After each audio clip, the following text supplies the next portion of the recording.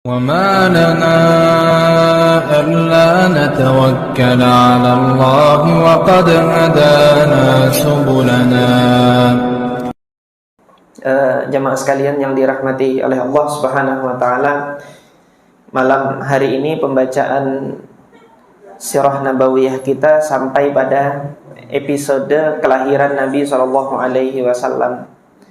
Setelah sebelumnya kita sudah mempelajari keadaan bangsa Arab, baik itu ditinjau dari sisi geografisnya, dari sisi budaya masyarakatnya secara politik, budaya masyarakatnya secara sosial, kemasyarakatan, dan lain-lainnya yang berkenaan dengan bangsa Arab. Kemudian juga kita sudah melihat penjelasan tentang nasabnya Nabi Muhammad SAW, dan kita juga sudah melihat bangsa Arab itu secara nasab dari keturunannya Nabi Ismail alaihi salatu wassalam. Ini sudah kita pelajari, maka alhamdulillah malam hari ini kita mulai masuk kepada pembahasan al-maulid, yaitu kelahirannya Nabi Muhammad sallallahu alaihi wasallam. Wa arba'una aman qabla nubuwah, dan 40 tahun sebelum kenabiannya Nabi Muhammad sallallahu alaihi wasallam. Yang nanti insyaallah pada akhir pembahasan kita insyaallah akan saya sampaikan hikmah dari rentang hidupnya Nabi sallallahu alaihi wasallam sebelum diangkat menjadi nabi ini. Kenapa kok harus 40 tahun terlebih dahulu? InsyaAllah nanti akan kita coba tadabburi ketentuan Allah Subhanahu wa taala terhadap Nabi Muhammad sallallahu alaihi wasallam. Kita membaca apa yang ditulis oleh Syekh Safi Rahman Al-Mubarakfuri. Qala rahimahullah, al-maulid wa arba'una aman qabla an-nubuwah. Kelahiran, yaitu kelahirannya Rasulullah dan 40 tahun sebelum kenabian. Al-maulid, pembahasan pertama adalah al-maulid. Wulida sayyidul mursalin sallallahu alaihi wasallam bi sya'bi Bani Hashim bi Makkah fi sabihah yaumil itsnain. Beliau dilahirkan di dalam Sya'ab, yaitu tempat berkumpulnya Bani Hashim, bi sya'bi Bani Hashim, di Mekah. Fi sabihati yaumil itsnain, di pagi hari, tepatnya pada hari Senin. At-tasi' min syahri Rabi'il Awal, tanggal 9 Rabi'ul Awal. Li awwali amin min hadithati al-fil, pada tahun pertama, di mana pada tahun tersebut telah terjadi peristiwa penyerbuan tentara gajah yang kemarin sudah kita baca pada pekan yang lalu. Wali arba'ina sanah khalat min mulki Kisra Anushirwan, dan juga bertepatan 40 tahun setelah berlalunya kerajaan Kisra Anushirwan. Wa yuwafiqu dzalika al-'ishrin aw ats-tsani wal-'ishrin min syahri April sanata 571 miladiyah, yang mana tanggal tersebut bertepatan dengan tanggal 20 atau tanggal 22 dari bulan April tahun 571 Masehi. Hasbama haqqaqahu al-alim al-kabir Muhammad Sulaiman al-Mansurfuri. Jadi ketentuan penanggalan ini diambil oleh Syekh Safi Rahman Al-Mubarakfuri dari hasil penelitiannya salah seorang ulama India yang bernama Muhammad Sulaiman Al-Mansurfuri, wal muhaqqiq al-falaki Mahmud Basha, dan juga diambil oleh salah seorang ahli falak, Mahmud Basha. Ini yang nampak dari nama beliau, saya terus terang belum mengetahui siapa ulama yang dikutip oleh Syekh Safi Rahman Al-Mubarakfuri ini secara khusus, secara pribadi saya belum mengenal keduanya.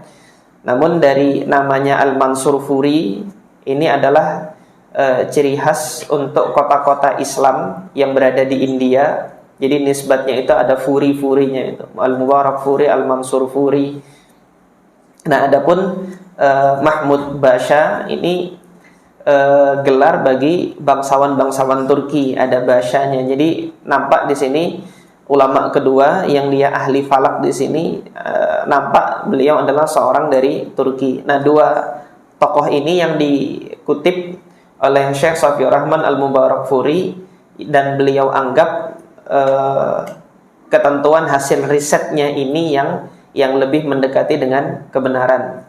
Nah, apabila kita lihat apa yang disampaikan oleh Syekh Safiur Rahman Al-Mubarak Furi di dalam kitab ini, beliau menetapkan tadi tanggal kelahiran Nabi itu 9 Rabiul Awal.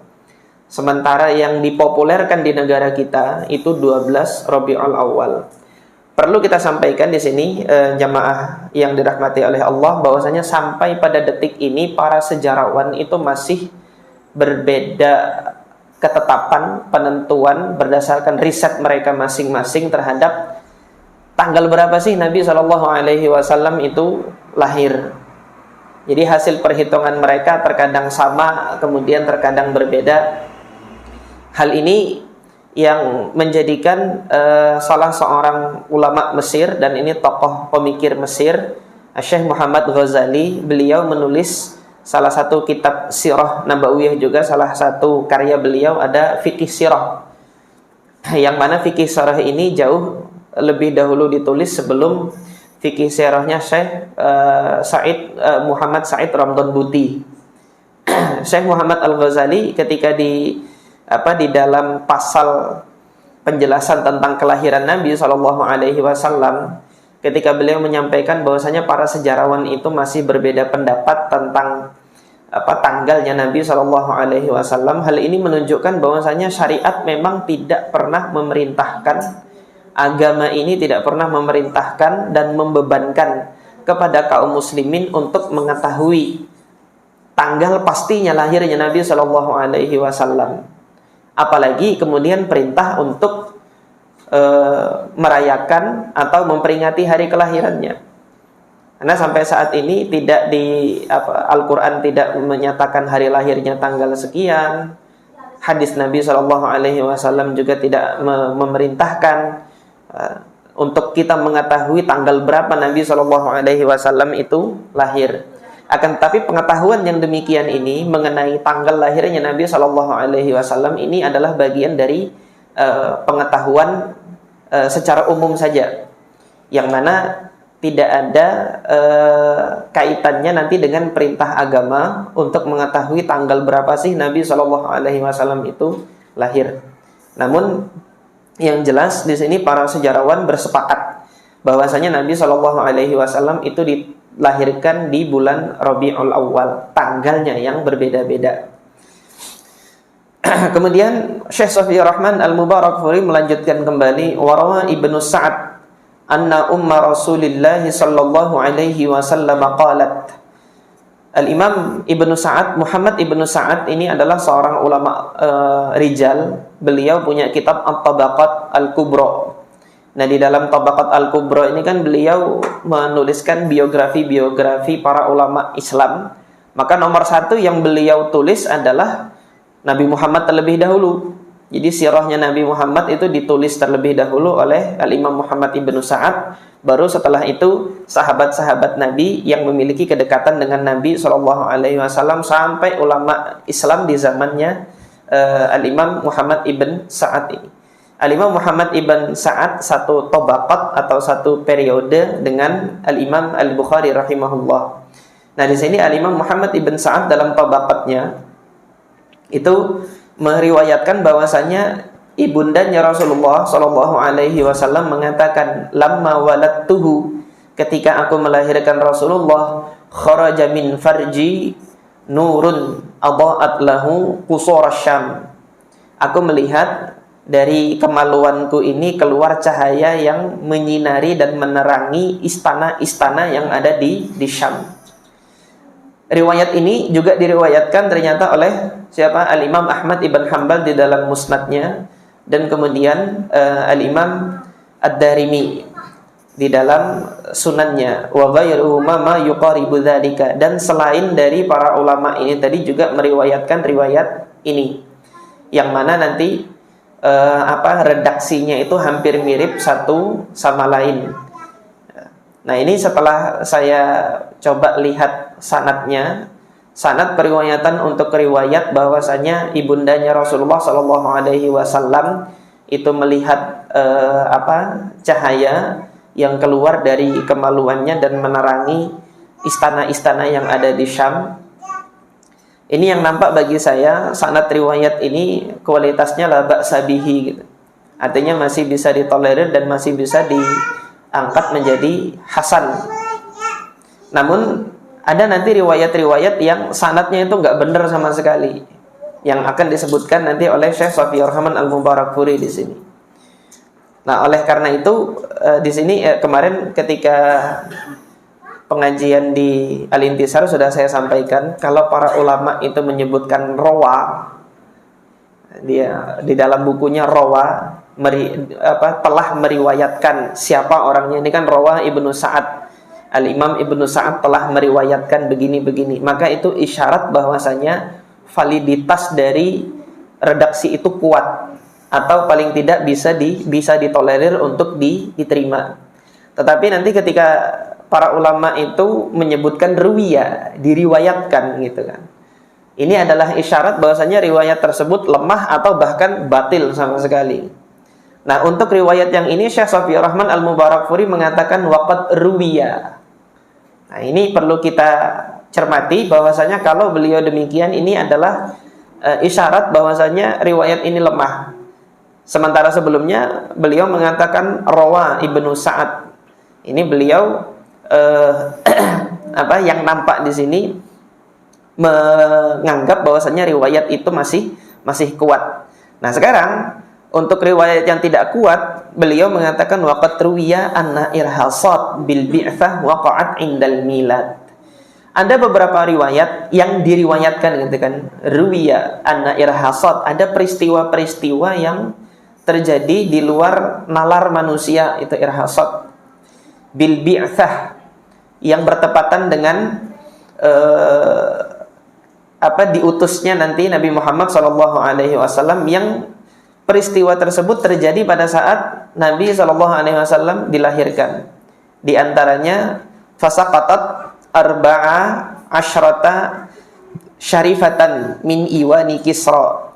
Ada 14 tiang yang berada di istananya Kisra di Persia itu jatuh runtuh. Wa khumidat an-narul lati ya'buduha al-majus. Kemudian api yang selama itu disembah oleh orang-orang Majusi itu padam. Wan hadamat al-kanais haula buhairata sawa. Kemudian hancur runtuh gereja-gereja yang ada di sekitar Danau Sawa. Ba'daan ghadat. Setelah kemudian mereka itu gereja-gereja tadi ini berdiri tegak, hancur seketika itu. Rawadzalika At-Tabari wal Baihaqi wa ghairuhuma wa laysa laha isnadun tsabit. Yang demikian ini riwayatnya bisa didapati satu oleh Al-Imam At-Tabari, jadi ada di dalam tarikhnya Imam Tabari, Tarikhul Umam wal Muluk. Kemudian Al-Imam Al-Baihaqi di sini juga diriwayatkan oleh Al-Imam Al-Baihaqi dalam kitab beliau Dalailu An-Nubuwah. Nah, namun kedua kitab ini saya coba cross check sanad riwayatnya. Di dalam rangkaian sanadnya itu ada rangkaian perawi-perawi majahil yang dia tidak dikenal dan tidak diketahui dia adalah ahli hadis. Oleh karena itu Syekh Shafiyur Rahman Al-Mubarakfuri di sini mengomentari walaysa laha isnadun tsabit. Untuk riwayat-riwayat yang ini, kejadian-kejadian luar biasa yang dikatakan terjadi di malam kelahirannya Nabi, ini nggak ada sanad yang kuat, sanad yang tetap, sanad yang bisa dipertanggungjawabkan validitasnya itu untuk kebenaran cerita-cerita tersebut. Jadi tanpa mengurangi rasa hormat saya mungkin kepada para guru asatidzah yang mungkin pernah ceramah entah itu ketika maulid atau ketika di luar maulid, yang menceritakan bahwasanya Nabi Muhammad itu pada malam kelahirannya terjadi begini dan begini, itu riwayatnya tidak bisa dipertanggungjawabkan kebenarannya. Ini saya sampaikan pada majelis ini sekarang, karena ini amanat ilmu yang harus saya sampaikan. Amanat ilmu yang harus saya sampaikan bahwasanya cerita ini tidak benar dan tidak bisa dipertanggungjawabkan kebenarannya. Nah, yang berbicara seperti ini nggak hanya saya sendiri gitu. Saya sampaikan ini pendapatnya dan komentarnya satu, Syekh Shafiyur Rahman Al-Mubarakfuri. Sebelum Syekh Shafiyur Rahman Al-Mubarakfuri, tadi yang sudah saya kutip sebelumnya Syekh Muhammad Al-Ghazali, bukan Imam Ghazali loh ya. Jadi ini ulama Mesir yang baru-barusan wafat. Beliau wafat tahun 2009 kalau tidak salah ingat saya nama beliau, dan beliau wafat di mana, di Saudi, yang mana beliau sebelumnya adalah ulama Mesir. Al-Imam Syekh Muhammad Ghazali ini terkenal dari banyak tulisan-tulisan beliau. Nah, di antara tulisannya tadi Fiqhus Sirah itu. Dalam Fiqhus Sirah beliau menyampaikan bahwasanya riwayat-riwayat yang menyatakan adanya peristiwa-peristiwa yang luar biasa ini di malam kelahirannya Nabi, ini hasil dari hayalan-hayalan sebagian kaum muslimin. Takhayyalu. Beliau dengan tegas mengatakan ini hayalan. Kenapa kok beliau sebutkan seperti itu? Karena memang kalau dilihat dari sejarah para nabi sebelumnya, para nabi ini ketika Allah takdirkan lahir di muka bumi, para nabi ini adalah hamba Allah yang Allah takdirkan itu menghancurkan dominasi kekuasaan besar. Antum melihat seperti lahirnya Nabi Ibrahim, menghancurkan kekuasaannya Namrud. Kemudian Nabi Musa juga demikian, menghancurkan kekuasaannya Fir'aun. Tetapi di malam-malam kelahiran para nabi ini ya seperti biasanya saja, tidak terjadi apa-apa gitu kan. Nah, nanti kiprah dakwahnya itulah nanti yang setelah para nabi ini berdakwah, kiprah dakwahnya ini yang menghancurkan dominasi kekuasaan dari siapa? Dari para diktator-diktator yang menganggap dirinya itu paling kuasa, setara dengan Tuhan. Allah hancurkan mereka.